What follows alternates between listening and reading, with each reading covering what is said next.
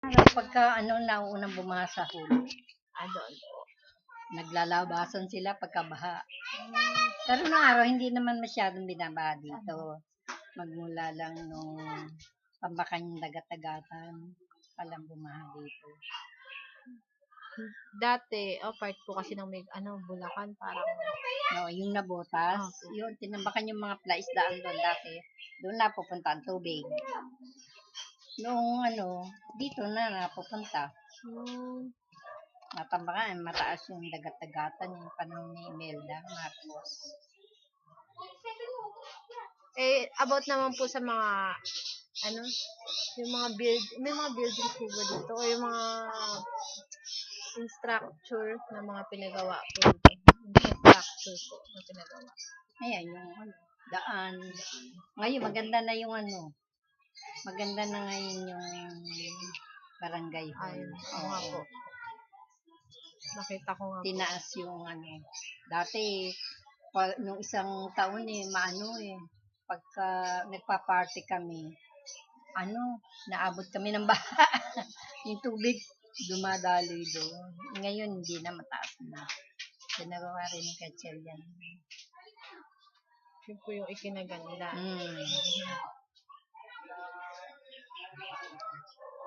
About naman po pagka po may okasyon dito po sa Kulungan. Tuwing meron kaming party sa senior citizen. Merong aerobic, pagka-martes. Ma-attend po kayo? Nung hindi pa ako nagkakasakit, ma-attend ako. Tuwing Martes tsaka Webes. Ewan ko ngayon kung dalawang araw pa rin ng yung isa na Esplana. Webes. Ewan ko ngayon kung tuloy pa rin yan. Party Bonbuan, meron. Senior citizen. Okay lang po na sabihin nyo sa kanyo. Hindi naman ko nililihim yun. Oo nga po, tuwa nga po nung gumaling kayo. May ovarian cancer ako. Stage 4. Pero okay na po ngayon. Minomonitor ako sa CT scan. Monitor na lang po. Pero pagka umulit, kikemo uli ako. Naka 7 session ako ng chemotherapy. Buti nga po, bumalik na po yung katawan niya ngayon. Nayayat ako doon, hindi ako makakain Saka ako. Ang hirap din. Akala ko po, cleared na. Yun po. Pala? Hindi, lumiit siya. Tapos, naging steady siya. Hindi siya lumalaki. Kaya, hininto na muna yung ko. Kasi, nag-aano ng dugo ko mababa na. Nasa linanak ng dugo. Nasa lahi niyo po ba? Wala. Nanay ko, ikinamatay, sakit sa puso, lumalaki. 34 years old lang yun. Yung 8 years old lang ako nung mamatay yung nanay ko.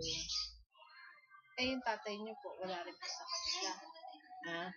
Wala rin. Wala rin po. Dati naman mauso yung mga cancer na yan. Pero paano niyo po nalaman na may sakit? Minanas ako. Di ba nung una, birthday ni Chloe, wala ako. Nagano ko sa EDSA, nagpagamot ako kay Dr. Salonga. Kasi masakit yung balakang ko. Binibigyan ako ng gamot, naalis naman. Pero pag tinigil mo ang gamot, bumabalik uli. Tapos, nung ikatlong buwan ko na yata yung buwan, nagpapaano ako, 3,000 yung gamot ko Minanas ako.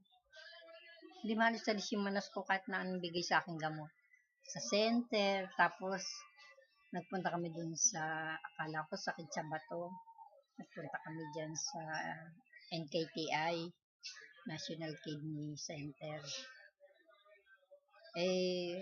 Hindi pa rin maalis yung manas ko. Paano yung bigay sa akin? Nirefer ako ngayon sa, sa surgeon. Nag-o-opera yun. Tsaka nagkaroon ako ng bukol din sa leeg. Pinaano ko sa yung surgeon naman, nirefer naman ako dyan sa sa nag-ano, ang tawag doon. Nag-ano ng ano, biopsy. Biopsy. Kasi raw kung siya, tatapyasan daw yun ng kapraso. At saka niya, anuhin. Malaki daw gastos. Kahit ni-refer ako sa, kakilala niya na rin. Doon sa NKTI din. Doon nalaman na, yung bukol kong ganito, metastatic na.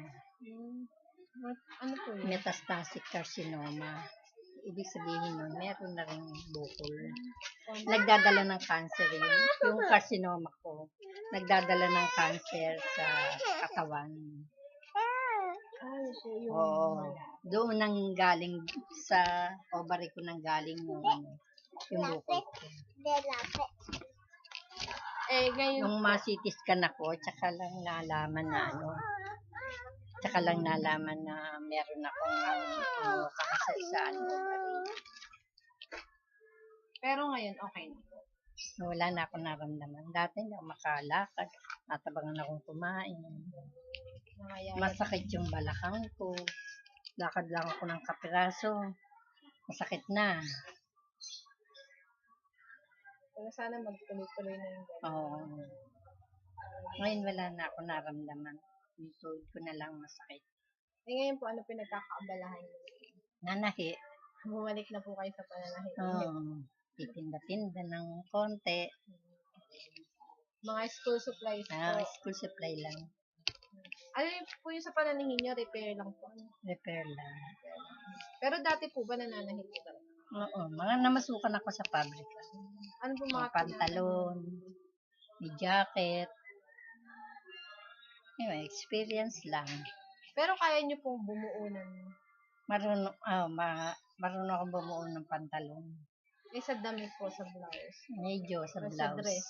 Yung mga dress, medyo yung mahirap yun. Mga pantalon po talaga, Nag-aral lang ako ng isang buwan yata yun.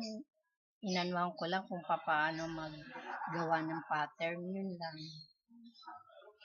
Ganun lang. Oo. Kung paano pagsukat, yun lang na tubang ko yung pantalon. At saka sa dressmaking, kung paano lang magkorte, ganun lang. Kasi kung minsan nakakatamad eh. Minsan, teacher, hindi mo tuloy, hindi ka naman tuturuan maigi.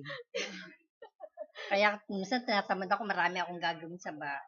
Hindi ko tuloy magawa. Yung pong mga anak niyo, mga tapos. Oo.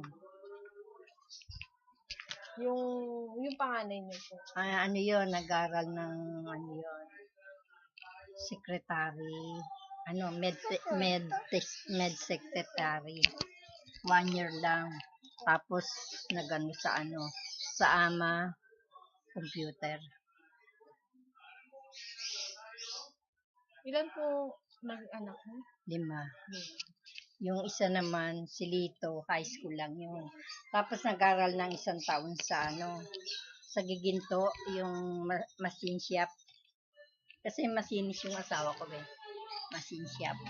Ano po ba? Sa pabrika. Ano po naging trabaho niyo? Masinis. Masinis? Nagbo-molde yung magawa ng mga molde. Yung sa bakal. Pero Makikita mo yung machine shop dyan. Apo. Ganun, yung malaking makina.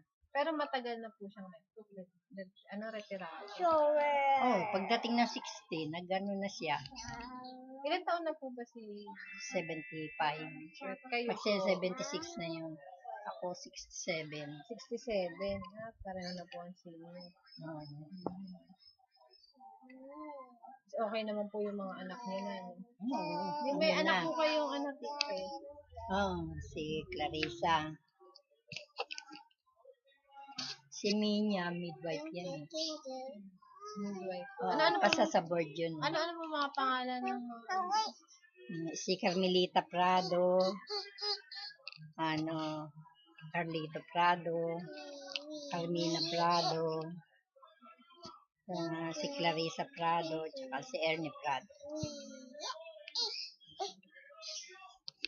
Si tatay po, buong pangalan? Ernesto Prado. Ernesto Prado. Alam niyo po kung ilang taon na yung mga alam niyo pa po ngayon. Oo. Ilang taon na po yung panganay? 47. 47 po. Si Milet, 47. Carmelita. Si Carlito, 46. Si Carmina, Isipong.